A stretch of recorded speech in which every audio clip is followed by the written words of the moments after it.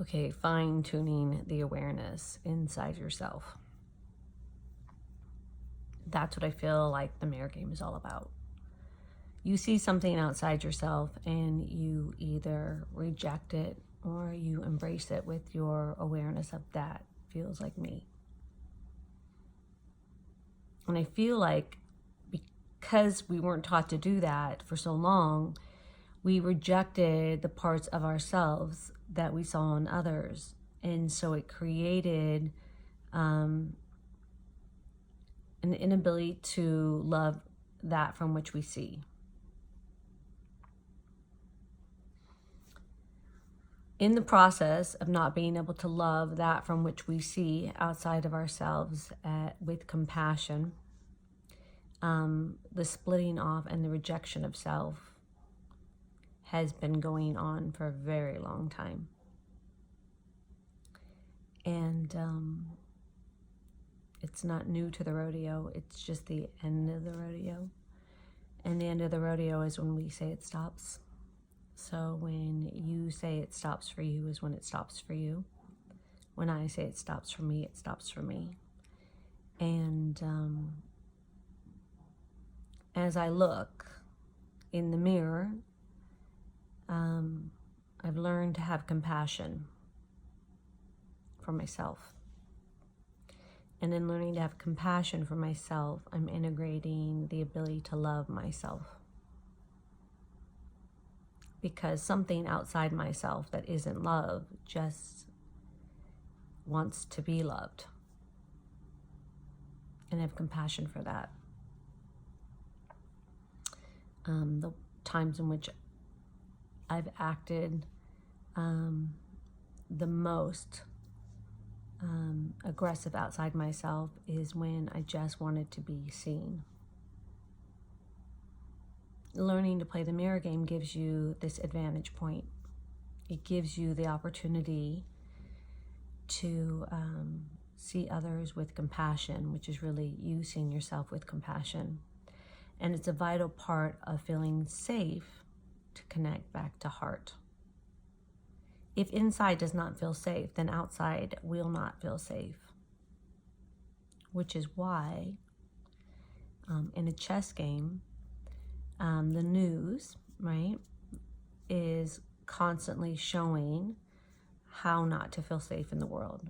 The most recent one is the mask thing in New Zealand.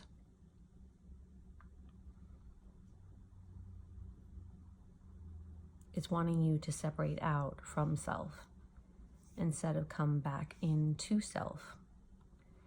And that is just one way in which I play the game of self-acknowledgement, compassion for self, and an opportunity to connect deeper within self with love.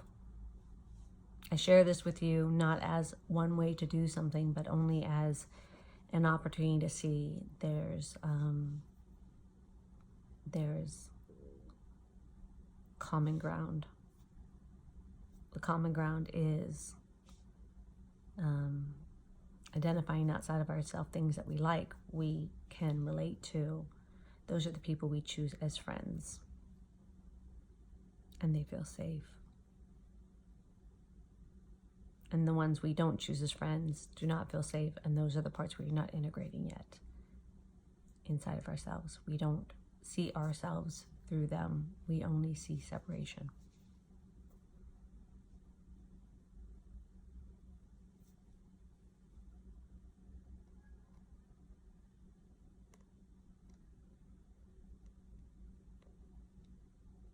When you're ready to love,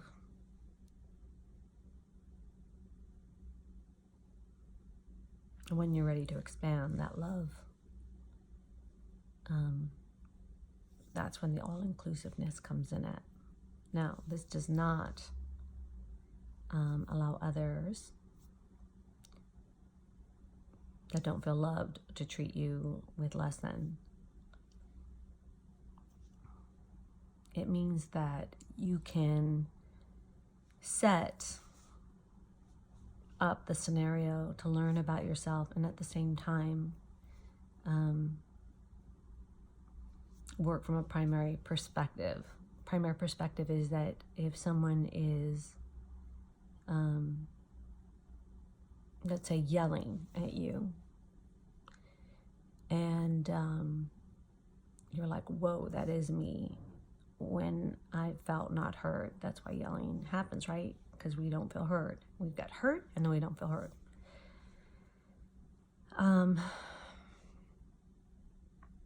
You can simply do a few things. I like to close my eyes so I can get focus. Because when that visual perspective is coming at me, I'm like, well, it's so much. So I close my eyes to get a perspective within myself. I center myself. And I go, I know what that feels like. I have compassion for that. Then I can maybe say to the person, I hear you and I feel your pain. That goes to the core of the truth, right? I hear you and I feel your pain. I am not the source of your pain, but I hear you and I feel your pain. How can I help? Or you can say, whoa, when I'm in that place, I need not to have anyone fueling my fire. So don't fuel the fire. Say nothing. Give it some thought. What would you need in those moments when you were in pain and not feeling heard? What do you need?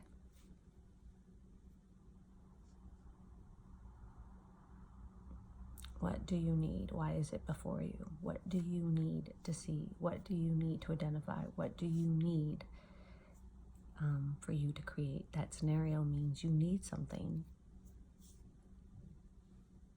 Maybe to heal something. Maybe not heal like I'm broken, but maybe to identify something.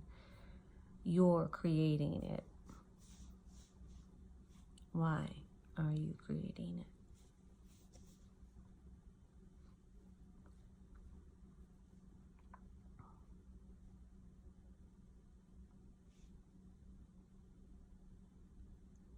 Is the person creating it before you needing to feel rejected so that they can say, no one gets me and no one understands me? I mean, the list can go on and on and on. You come here to be here and now. I've come here to be here and now. The world is not a perfect place, and we knew this before we even got here. And even at the core of our perfection, of our infinite self, we are that perfect love.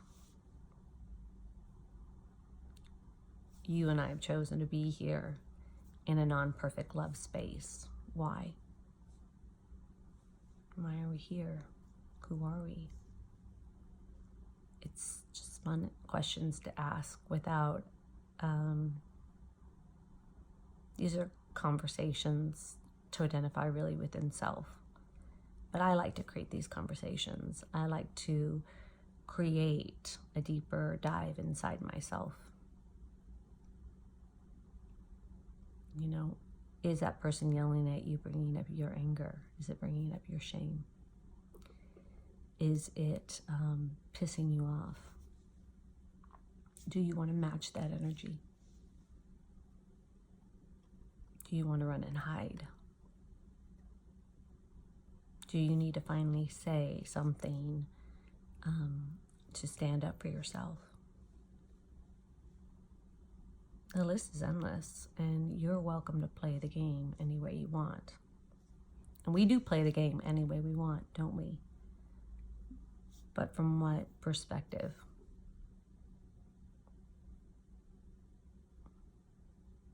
I can tell you my perspectives, but they won't be yours. So,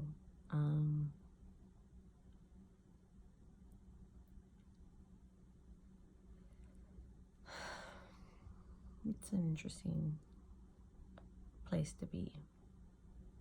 I'm not here to bulldoze my way of approaching something, as it should be your way to approach something. I'm just creating a conversation. It's something we can all identify with, and I feel is worth a deeper investigation.